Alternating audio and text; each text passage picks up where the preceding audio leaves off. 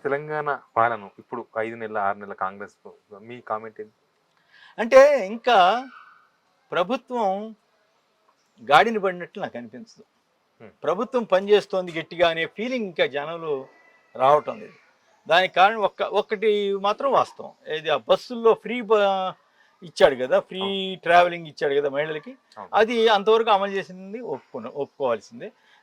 మరి గ్యాస్ సిలిండర్లు ఇచ్చారంటున్నారు, ఎంతమందికి వస్తుందో. అట్లాగే విద్యుత్ ఏదో 200 యూనిట్లు ఫ్రీ అన్నారు, కానీ అదేం ఇంకా ఇంపాక్ట్ చూపించేంతగా నాకైతే కనపడలేదు.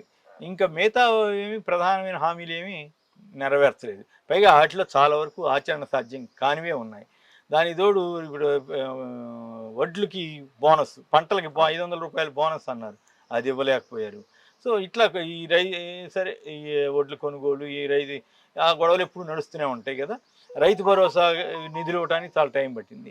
ఈ రుణమాఫీ అనేది చాలా ఆగస్టులోకి ఇస్తానంటున్నాడు, కానీ మరి ఎంతవరకు సాధ్యం అనేది నాకు అనుమానమే. ఎందుకంటే గతంలో చంద్రబాబు గారి అనుభవం చూసిన తర్వాత ఇక్కడంత తేలిగ్గా అవుతుందని నేను అనుకొని ఇవాళే ఒక వార్త చూశాను. ఎక్కడ కాలేజీలలో ఫీజు రీయింబర్స్మెంట్ కింద వాళ్ళకి రావాల్సిన 6,500 కోట్లు బకాయిందట.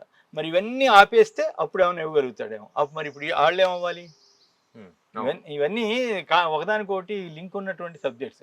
ఇప్పుడు ఆర్టీసీ బస్సులో ఫ్రీ రైడ్ ఇచ్చాడు లేడీస్కి, కానీ ఏమైంది? కొన్ని లక్షల మంది ఆటో వాళ్ళు సఫర్ అవుతున్నారు. ఈవెన్ మెట్రో ఆయన కూడా అనౌన్స్ చేశాడు, ఈ ఫ్రీ బస్సు మేము అమ్మేస్తాం అన్నాడు. సో అది పొలిటికల్ స్టేట్మెంటా లేదా ఇంకోటా అనేది వేరే విషయం. ఆ కారణాలు వాళ్ళిద్దరికే తెలియాలి, రేవంత్ గారికి ఎల్ఎన్టీ వాళ్ళకి. సో ఇవన్నీ కూడా తర్వాత ఫార్మాసిటీ రద్దు చేస్తానని చెప్పటం, పోనీ రద్దు చేసి ఆల్టర్నేటివ్ ఏంటో సరిగా ప్రపోజ్ చేయకపోవటం. సో ఇట్లాంటి కొన్ని పొరపాట్లు జరుగుతూ ఉన్నాయి.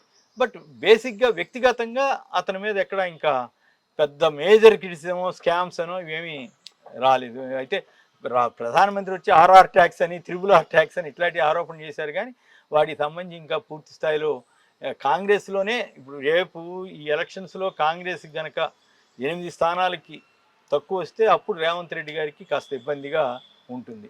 ప్లస్ మహబూబ్నగర్ లోక్సభ, మల్కాజిగిరి లోక్సభ, ఈ 2 చోట్ల గెలిస్తే రేవంత్కి ఎదురుండదు.